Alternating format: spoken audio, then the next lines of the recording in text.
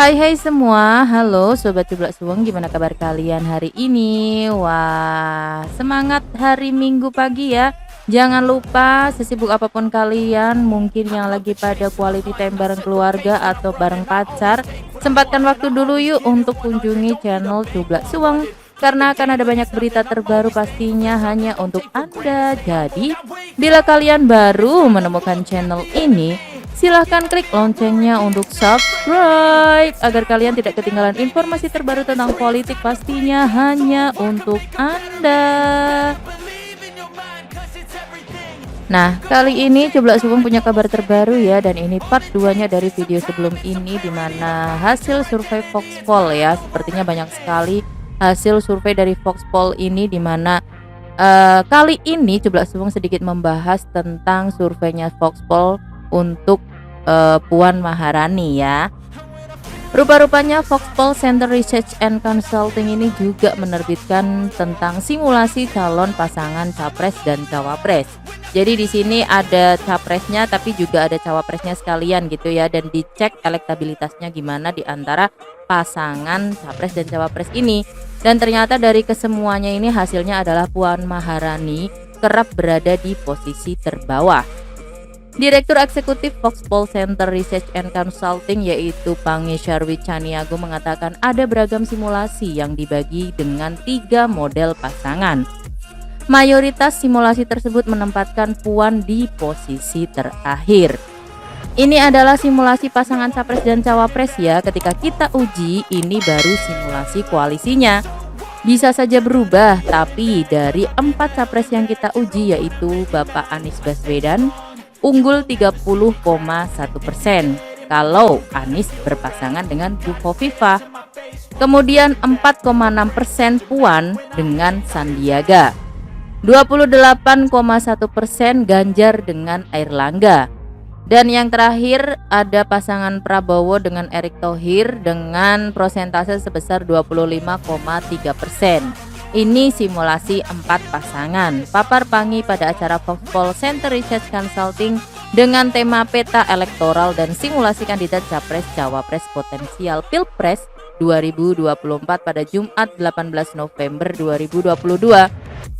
Di sini Pangi pun menjelaskan untuk simulasi kedua di mana Puan Maharani dipasangkan dengan Erick Thohir dan hasilnya perolehan suara mereka hanya 3,1%. Simulasi kedua unggul Mas Ganjar dengan Sandiaga ya, yaitu 30,9%. Kemudian disusul oleh Pak Anies dan Andika. Yang ketiga Prabowo Caimin, dan yang terakhir adalah Puan Erick Thohir, kata Pangi. Berdasarkan data dalam 6 simulasi yang menyandingkan 4 pasangan, satu-satunya Puan unggul di posisi ketiga saat disandingkan dengan Andika Perkasa, di mana posisi pasangan terakhir yaitu Erlangga Hartarto dan Ridwan Kamil. PDI Perjuangan akan terlempar dari persaingan jika tidak mengusung Ganjar dan memaksakan Puan Maharani sebagai calon presiden, yang dalam survei ini namanya selalu paling buncit jika maju sebagai capres atau cawapres sekalipun. Tulis dari Voxpol ya di dalam keterangannya.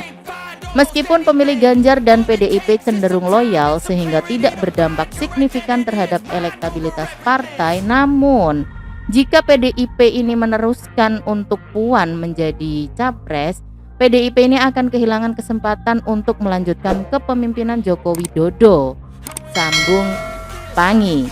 Nah, di sini disimpulkan ya bahwa dari beberapa simulasi itu tetap saja untuk Puan Maharani selalu berada di titik terendah, sedangkan akan naik di posisi ketiga apabila disandingkan dengan Andika Perkasa. Lantas bagaimana nih kalau surveinya disandingkan ya antara Anies Baswedan dengan AHY, kemudian Puan Maharani disandingkan dengan Ganjar Pranowo, di mana Ganjar sebagai capres dan Puan sebagai cawapresnya. Rupa-rupanya simulasi 2 poros ini menghasilkan survei bahwa pasangan Anies AHY yang didukung oleh Nasdem, Demokrat dan PKS ini unggul telak dengan elektabilitas 50,7%, melawan pasangan Ganjar Pranowo dengan Puan Maharani yang memperoleh elektabilitas 32,6%, walaupun sudah didukung koalisi besar PDIP, Gerindra, Golkar, PKB, P3, dan PAN. Pasangan Anies AHY ini juga menang dengan elektabilitas 49,4% saat dihadapkan dengan pasangan Prabowo Subianto dan Puan Maharani yang memperoleh elektabilitas 32,8%. Ini berarti bahwa pasangan Anies AHY berpotensi menang Pilpres 1 putaran. Nah, itu tadi untuk simulasi 2 poros ya, antara Anies AHY dan Ganjar juga Puan. Nah, lantas untuk 3 poros nih. 3 poros ada Anies AHY, kemudian Ganjar Airlangga, dan yang ketiga ada Prabowo dan Puan. Rupa-rupanya dari hasil simulasi 3 poros ini, pasangan Anies AHY yang didukung Nasdem, Demokrat, dan PKS tetap unggul dengan elektabilitas 37,3%, melawan pasangan Ganjar Airlangga yang didukung Golkar, PAN, dan P3 dengan elektabilitas 28%. Dan juga melawan Prabowo Puan yang didukung koalisi PDIP, Gerindra, dan PKB dengan elektabilitas 23,4%. Itu 3 poros. Sekarang coba kalau 4 poros ya, di mana Puan ini disandingkan dengan Andika Perkasa, ada Anies AHY, kemudian Airlangga Ridwan Kamil, dan Prabowo Hovifah. Ini berarti tanpa Ganjar. Di sini dalam simulasi 4 poros, pasangan Anies AHY tetap unggul lagi dengan elektabilitas 38,4%, melawan Puan Andika Perkasa 6,9% yang didukung oleh PDIP, kemudian Airlangga Ridwan Kamil 5% yang didukung oleh koalisi KIB, Golkar, PAN, dan P3. Dan yang terakhir Prabowo Hovifah dengan persentase 33,8% yang didukung oleh koalisi Gerindra dan PKB. Nah, sekarang kita rubah lagi nih oleh Voxpol ya, dirubah lagi pasangan-pasangannya nih. Tapi tetap unggul pasangan Anies AHY dengan elektabilitas 32%. Ketika kombinasi pasangan capres-cawapresnya dari KIB diganti menjadi Ganjar Erick Thohir, di mana Ganjar Erick ini sekitar 29,5%. Kemudian pasangan Gerindra PKB yaitu Prabowo Muhaimin Iskandar itu 25,5%. Dan juga pasangan Puan Andika yang didukung oleh PDIP sebesar 3,1%. Jadi makanya nih di sini Voxpol mengatakan bahwa ya kalau masih tetap maksa untuk Puan Maharani menjadi capres di 2024 mendatang, ya PDIP akan terancam dalam posisi sulit gitu loh. Nah, jadi gimana nih menurut kalian? Itu menurut pendapat dari Voxpol ya, berdasarkan hasil surveinya mereka sendiri gitu. Kalau menurut kalian gimana? Tulis di kolom komentar pendapat kalian. Jangan lupa LKS, like, comment, share ke teman-teman, dan juga support selalu channel Cublak Suweng. Sampai ketemu di video selanjutnya.